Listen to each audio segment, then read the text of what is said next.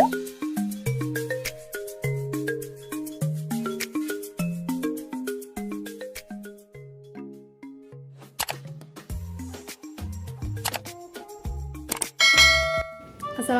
warahmatullahi wabarakatuh. Perkenalkan, nama saya Apren Yusuf dari kelas 3G dengan NIM 151422158. Tujuan dibuatnya video ini adalah untuk memenuhi tugas mata kuliah pengembangan bahan pembelajaran yang diampuh oleh Bapak Dr. Rustam I. Husain MPD.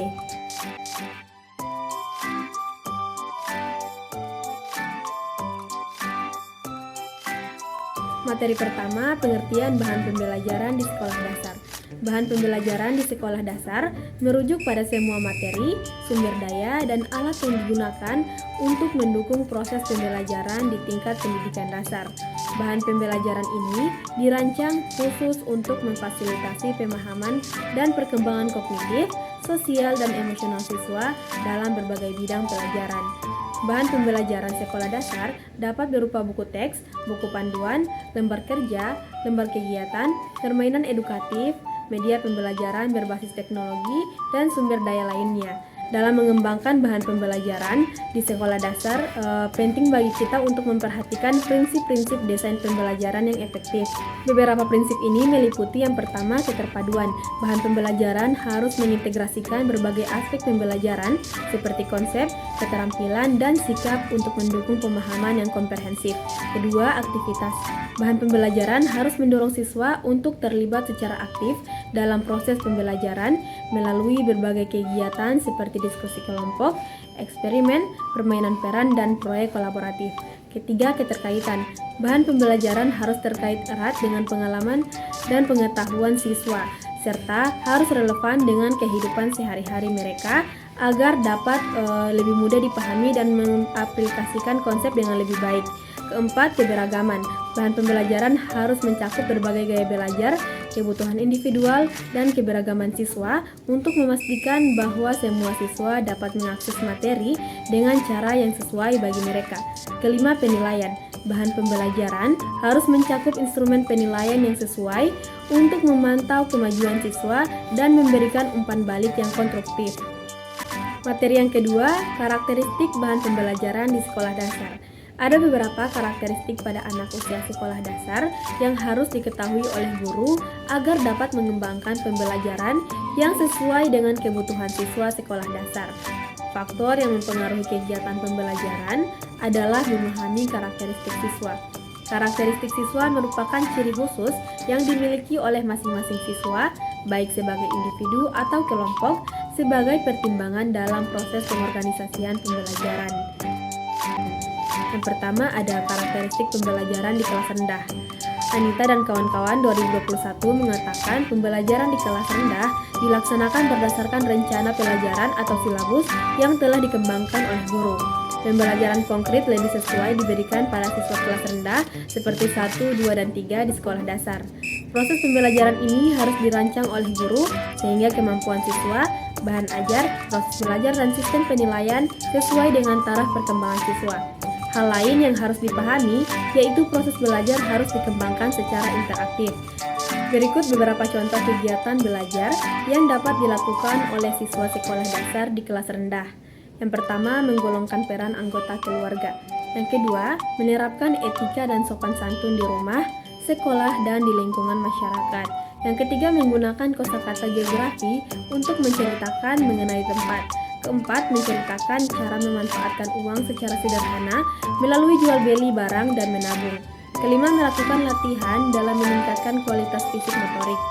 Dari contoh yang tadi disampaikan, tergambar bahwa pembelajaran di sekolah dasar ini tidak harus selalu dengan ceramah atau drill saja, akan tetapi dapat menggunakan beberapa metode mengajar yang memungkinkan siswa beraktivitas tinggi dalam belajar. Itulah sebabnya mengapa guru harus kaya akan pengalaman dan kemampuan mengajar agar sasaran belajar dapat dicapai melalui pembelajaran di sekolah. Berikut karakteristik pembelajaran di kelas tinggi. Menurut Anita, beliau mengatakan bahwa esensi proses pembelajaran di kelas tinggi ini yaitu kelas 4, 5, dan 6 adalah suatu pembelajaran yang dilaksanakan secara logis dan sistematis untuk membelajarkan siswa mengenai konsep dan generalisasi sehingga penerapannya dalam menyelesaikan soal, menggabungkan, memisahkan, menyusun, melipat, dan membagi dapat berjalan dengan baik. Yang berikut banyak strategi belajar yang dapat digunakan dalam proses belajar di kelas tinggi sekolah dasar. Di antaranya yaitu ceramah, tanya jawab, latihan atau drill, belajar kelompok, observasi, inquiry, pemecahan masalah, dan discovery. Siswa dapat dibimbing dengan menggunakan pembelajaran konstruktivitas, yaitu mencari, menemukan, menggolongkan, menyusun, melakukan, mengkaji, dan menyimpulkan sendiri atau berkelompok dari substansi yang dipelajarinya. Berikut beberapa contoh kegiatan belajar yang dapat dilakukan oleh siswa di kelas tinggi sekolah dasar. Yang pertama ada menyajikan hubungan antara sumber daya alam dengan kegiatan ekonomi setempat. Yang kedua, melakukan diskusi kelompok mengenai jual beli. Yang ketiga, menafsirkan peninggalan sejarah.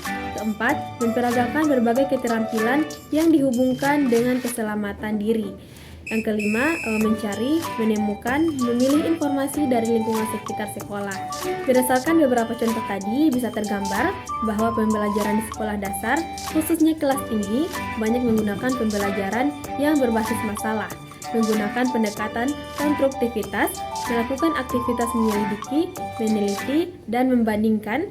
Di samping dari itu tetap menggunakan metode-metode yang lain seperti ceramah, diskusi, dan tanya jawab. Materi ketiga, bentuk bahan pembelajaran di sekolah dasar.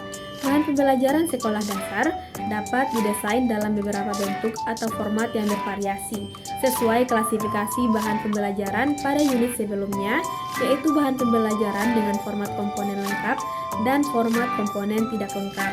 Maka bahan pembelajaran untuk sekolah dasar juga dapat diformat dengan dua format desain tersebut.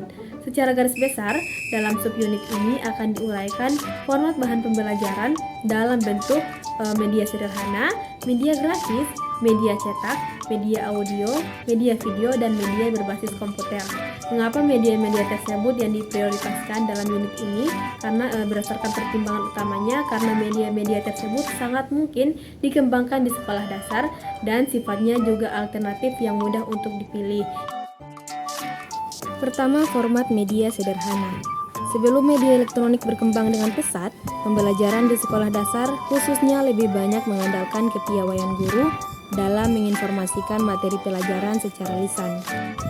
Agar penyampaian materi lebih mudah dan pembelajaran menjadi lengkap, efektif, dan efisien, guru sering memanfaatkan alat bantu pembelajaran yang sering disebut dengan alat peraga, khususnya alat bantu dan peraga visual. Yang kedua, format media grafis. Media grafis adalah bentuk bahan pembelajaran yang didesain dalam bentuk gambar, tulisan, hasil gambar, dan tulisan tangan. Guru dapat menggambarkan berbagai bentuk benda yang tidak memungkinkan diperoleh benda aslinya di sekitar sekolah. Ketiga, format bahan pembelajaran cetak. Bahan pembelajaran dapat juga didesain dengan format media cetak. Bahan pembelajaran dengan format ini lebih menekankan pada teknis produksi media melalui proses cetak. Yang keempat, format bahan pembelajaran audio. Berbeda dengan media grafis dan cetak, media audio sangat berkaitan dengan indera pendengaran. Pesan yang disampaikan dituangkan ke dalam simbol atau lambang auditif, baik verbal maupun nonverbal. Kelima, format bahan pembelajaran video. Media video hanyalah salah satu dari jenis media audiovisual. Media-media seperti film, televisi, slide suara, permainan simulasi, dan sebagainya adalah termasuk kelompok media audiovisual. Video pembelajaran sebagai media audiovisual menampilkan pesan bergerak. Kesimpulannya, bahan ajar atau materi pembelajaran pada dasarnya merupakan segala bahan, baik itu informasi, alat maupun teks, yang disusun secara sistematis yang menampilkan sosok utuh dari kompetensi yang akan dikuasai peserta didik dan digunakan dalam proses pembelajaran agar siswa mampu menguasai kompetensi dasar dalam rangka pendapatan standar kompetensi dan kompetensi inti setiap mata pelajaran sekolah dasar dalam satuan pendidikan tertentu. Menurut Wina Sanjaya 2008, jenis-jenis bahan ajar dibagi menjadi dua, yaitu bahan cetak dan non-cetak. Baik, mungkin itu saja materi yang dapat saya sampaikan. Mohon maaf bila terdapat banyak kesalahan dalam penyebutan kata. Lebih dan kurangnya saya mohon maaf. Wassalamualaikum warahmatullahi wabarakatuh.